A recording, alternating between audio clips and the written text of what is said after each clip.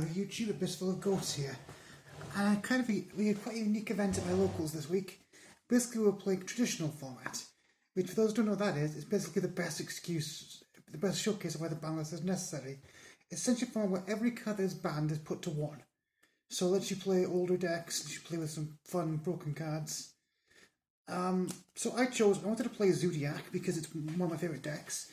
But I didn't really feel like playing it pure, so I decided to mix it with my all-time favourite deck, Burning Abyss. Essentially what these two decks have in common is they're both essentially grindy decks. Both of them recycle their resources a lot, and they can go turn after turn. In addition to this, any two Burning Abyss monsters can make MX Saber Invoker, a card that by itself can facilitate the entire Zoodiac combo. So I'm going to go through this deck, showcase you the card, and I'm going to showcase a couple of test hands for those who've never seen Zoodiac before, because it's kind of an old deck at this point. So let's get started. For the Zoodiacs, double Whiptail, one Thoroughblade, and one Ram. So veterans of the Zoodiacs might wonder why am I not playing Rapier. In this build, I figured I didn't really need Rapier. With the card being at 1, you can't do the Rapier plays to extend your board, so the only use of Rapier is to dump Zoodiac combo into the graveyard, which you can do with this deck with Beatrice. And you don't want too many Zoo names in this deck because, as I said, any two PAs can make Invoker, which can get you one of these. So I'm playing 2 Whiptail because it's the best Zoodiac in my opinion. For those who don't know, every Zoodiac is a 1-card XCs. They can themselves make an XC, and Whiptail, when it's under an XC monster, gives it the ability to bash monster after battle phase. And it can also touch itself to an XC from your hand with a quick effect. So because of this, this card is both one of the best ways to buff up your Zoo monsters, and also another good piece of removal to add on to your monsters. Ram is just there for another name, and it's got the highest defense. Its effect doesn't really come up in this deck. And same thing with Thoroughblade with the attacks. You can occasionally... Now, giving it piercing can occasionally come up, but not very often. It's just the highest attacking Zoodiac. So, complementing the monsters with the Zoodiac, we have the one combo. What this does in the graveyard is you can bash it and you get a pot of avarice for your Zoo cards. This is how we now grind with the Zoo engine in this deck, because it lets us recycle all of our XCs back into the main deck, as we only need one Zoo to get the combo going again. Before, what you would do with this, you summon the card Zoodiac Rapier and use it on summon effect to dump this to the graveyard. But again, in a deck that can easily make Beatrice, you don't really need that card, so I chose just to play this. And one Zoodiac Barrage.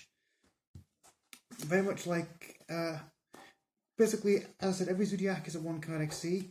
What makes this card unique is that it's literally any Zoodiac monster. You play this, you sack it, and you get any Zoodiac from the deck to the field. So that's essentially right here. If anything else, that's 5 cards that by themselves can make your end board for this engine. Now, the bulk of this deck is the Burning Abyss stuff, because not only is it the way we most likely go to our Zoo plays, it's also just the better engine right now with the limitations on Zoodiac. So we have 2 tour guides. This is again what we usually get off of the scam at the end phase, but also if we make our Zoodiac play first for whatever reason, we can then summon this, get our Burning Abyss, and carry on with our plays from there. Triple Graph, Triple Seer, Triple Farfa, and Triple Scam for our 3 BAs. So Farfa is there before he always is. He's in off of Beatrice, and he's disruption in your opponent's turn. Seer and Graph, not only these are sort of the best BAs in the deck. Seer summons from grave, Graph summons from deck. But as we're playing forbidden cards in this format, these are also the best things you can use with Painful Choice, which I'll explain later. But yeah, essentially when you go Painful Choice, usually I select 2 of each of these and another card I'm going to show you later. They'll usually give me that extra card because it's the one they really want in the grave. So with Painful Choice alone, I now have 2 bodies on board to carry on my plays from there. And finally Scam, it's still the end of our combo, it still adds a tour guide, and along with Zoodiac Broadbolt adding a Zoodiac to hand, it helps us keep our hands full for the grind in the following turns. For the rest of our BA names, double Alich, one Barbar, and one Kelcab. Mostly just names, but Alich, because we aren't running Pipple Dante in this build, so this is not a hand trap like it would be in regular BA. Barbar is still how we win in time, and Kelcab is just there for another name, to be honest with you. So those are our BAs. One little follow-up. This isn't really good, but I chose to play the Terratop and Turkey Tamborg, because along with Togurt, I wanted another one-card instant Zoodiac combo. I wouldn't actually recommend playing this again. It wasn't exactly bricky, but it really didn't add that much to the deck. This is usually one of the things I cited out a lot today. In the future, I would probably just put in an extra tour guide, maybe a Rhino, something like that. So yeah, that's that engine. This is one of the best cards in the deck, Fairy Tale Snow. So you can make this by sending her off with Beatrice, usually. And she's also the 5th card you usually get off Painful Choice with the 2 Seers and Graphs. So essentially what we're doing here is, the opponent's going to likely give you this over any of the BA names, because they don't want this in the graveyard if they can help it. So this card guarantees you can do the BA combo I mentioned earlier. But with the amount of monsters that go under each Zoodiac XCs, this card is always going to have a graveyard full up with at least 2 summons per game. And when it's summoned, it's a Book of Moon, which gives it really good against Kashtira. This card is banned for a reason, guys. It's been banned twice. It should stay banned. For hand traps, in the main, 3 Veiler and 3 Ash. And just completing that, we have 2 Forbidden Droplets. I chose these because in this format, where a lot of older decks are going to see play for nostalgia reasons, I think these are the best ones to stop a lot of decks getting started. The droplets are obviously great with Burning Abyss and with Snow, because if you have this off of the Painful Choice, you can just go this, and you've got at least 1 monster negate and Snow in rotation. Moving on to the rest of our spells, we've got a lot of the broken band stuff here. But first, we'll show the ones that are not. Foolish Burial, and for some reason, Called by the Grave. So Foolish Burial is just another BA name, or it's another way to get to Snow. And of course, Called by the Grave, which I drew, I think, 5 times, is a great answer to hand traps. And also, it gets good disrupting powerful players from the opponent if they're playing graveyard-based deck. So now we've got the banned cards. Let's start things off with Pot of Greed. Obviously it's a +1. You should also be playing Graceful Charity in this deck. I couldn't find my copy, and I'm going to be honest, I don't think the rest of my shop could either, because almost no one had one of those.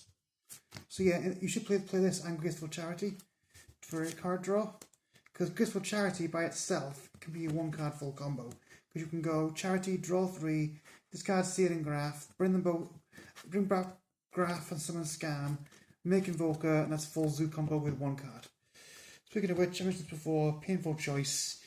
This is by far not just the best card in this deck, this is the best card in the game as far as I'm concerned.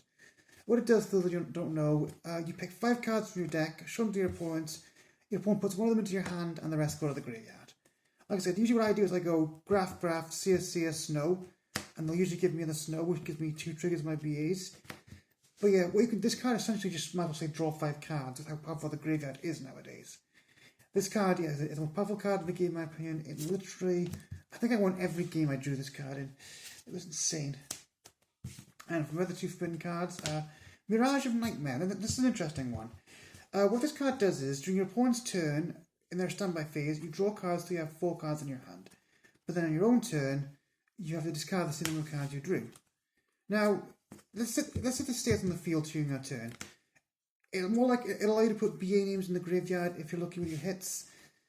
But most of the time, you're just going to be drawing 4 and that's it, because Zoodiac Trident. So most like 9 times out of 10, if I'm playing this, I have a Trident on the board. Or a Zeus or something like that, I can pop it after I've filled up my hand again. And final card is Soul Charge. It's pretty much like a do-over button. You can pay life points in intervals of 1,000 or bring that many monsters back from your graveyard. Oh, and you can't attack, but who cares? The board you're going to make if this resolves is so good, you're probably going to win if it resolves. And that's it. Like I said, I would play Graceful Charity if I had one. Now, some might ask about cards like Confiscation, Duo. You could play those cards, but in my testing, and I do run duos in my goat deck, so I have one. I find those cards really suck going second, because once your opponent's made their board, they don't really care if you take cards out of their hand usually. And with how many graveyard effects and floating effects, the cards aren't as good as they used to be. Now, I wouldn't say never run them, but I definitely think those cards are a bit too much high risk for the reward they give you. You could also possibly play a Sixth Sense if you're playing a pure BA deck, because you either draw your hand up or you'll physically get a bunch of BA names. And they're probably some of the ones I'm forgetting, but those are the banned cards I chose to play in this deck. Go to the extra deck. For the zoos, it's pretty much one of each. One Trident, one Boarbow, one Tiger Mortar, one Broad Bull, one Sharky 9, one Hammer Kong, and I borrowed my copy of MX Saber Invoker, but there was one Invoker. So Invoker is a rank 3 that sends any beast away from the deck. So you just make it with 2 BAs, Terratop, Torgai, whatever, and then you make one Zoodiac, and then you go from here. Then what you usually do there, you go... Well, actually, I'll show you in a combo afterwards what I do with that. For those of you who can play during Zoodiac format. For our BAs, we have Cherubini, Double Dante, one Beatrice, and that's it. There was no room in this extra deck for Purple Dante, and you also don't really need him because Beatrice is like going to stick around a lot longer with all the protection she'll have in this deck. So I mentioned about the grindiness of this deck with the Zoodiac, you're adding a card to your hand with Brawl Ball, and with Dante, you're adding a card from your grave back to your hand and continuing recycling. These two engines make the deck means you're probably going to end your turn with a decent board and 4 or 5 cards in hand for the follow-up play. Finally, we have Final Axes Zeus. Obviously, if you're making a big Beatrice, or a big Zodiac Xyz, you can get a massive Zeus. But more often than not, I made my board and then put this over my Invoker, because I only need to use it once normally. Following up with board wipes and finishes, we have the Boral Sword. Getting enough monsters to get this out is very easy in this deck. And finishing off, we have the IP and Unicorn play. So one thing I like about IP in this deck is if you've used up your Trident, she's a good way to get one final use out of the card before to put it in the grave and trying to recycle it with a Zoodiac combo. I'll show you the side deck. Starting things off with triple Nibiru. We have double Lava Golem and 3 evenly matched. Can you tell I don't like playing against Kashtira? Yeah, that deck is absolute cancer. It is. I think it is way worse to go against than 2 elements. And yes, I want to make sure I can absolutely stomp that deck. So we're playing 10 outs to it. Also, this is really good against a lot of mid-range decks, which I see a lot of my locals. Like, for example, one player played Virtual World because VFD was legal now. So this is a good way out that kind of board. Nib is a bit of a hit or miss card depending on what the players are playing in traditional. Because, for example, if they're playing 2 elements, because Kikalos is legal, this is terrible. There are some decks in format that can make negates before 5 summons, but if you're going to match up with this does work, it can be absolutely backbreaking. And Lava Golem, similar story, but this is really good against any big board, really. Like you can out Changiras if you're playing against Kashtira. The other thing it's not really good against is again 2 elements, because you put them in the grave, they get their effects off, they go from there. But thankfully there was no tier today.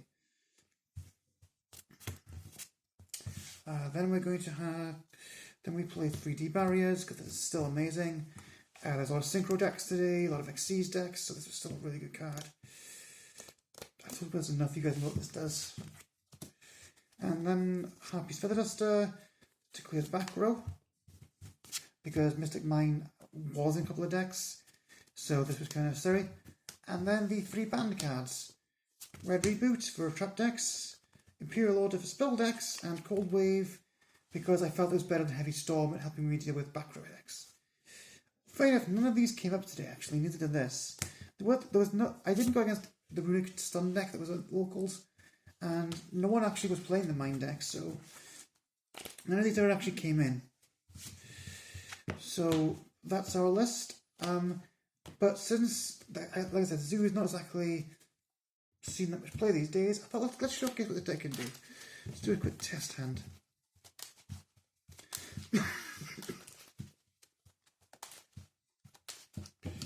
Sorry, this deck needs to be shuffled a lot because it's all ordered.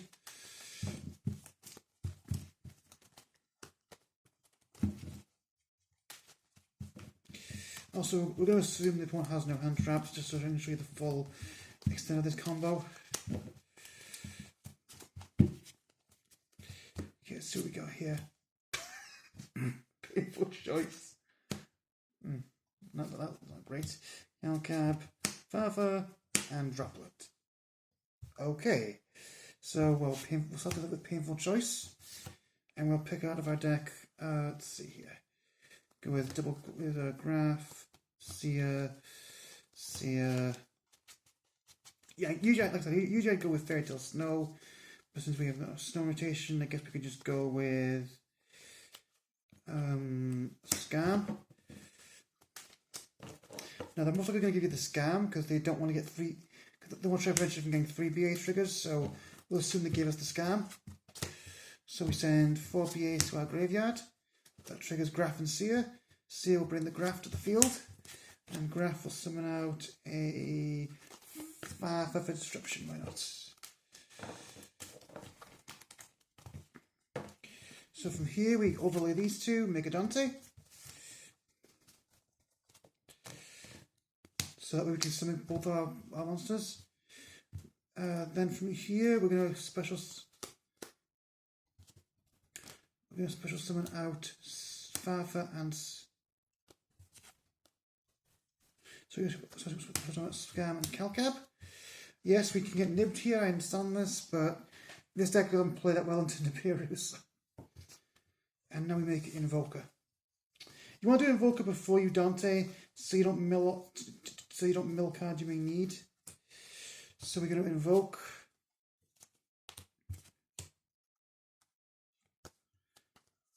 and grab us a Whiptail.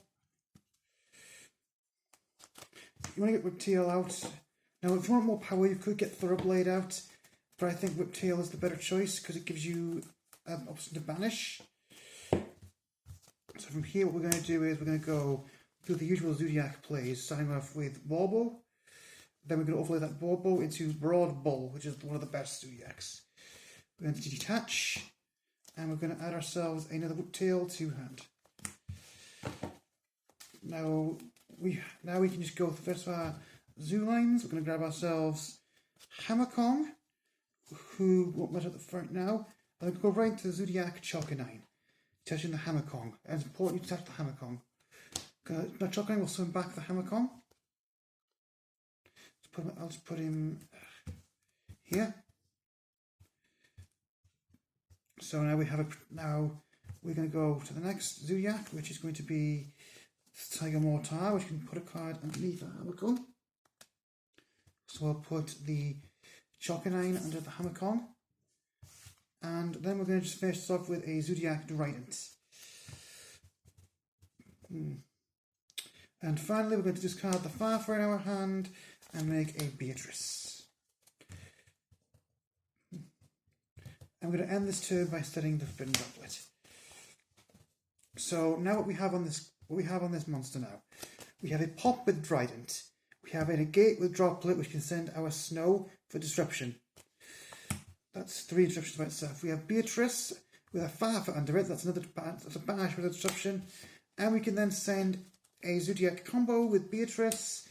This will now give us our ability to recycle our Zoodiacs if necessary, filling our hand back up on the following turn. And we have a Whiptail in hand, with quick effect attached to any of our Zoodiacs, giving them the ability to bash anything they battle with. So all in all, that's a pretty powerful board, and a good example of why Zoodiac is a banned archetype for the most part. So yeah, that's my traditional Zoodiac BA deck. Thank you guys for watching, and I will see you in the next one.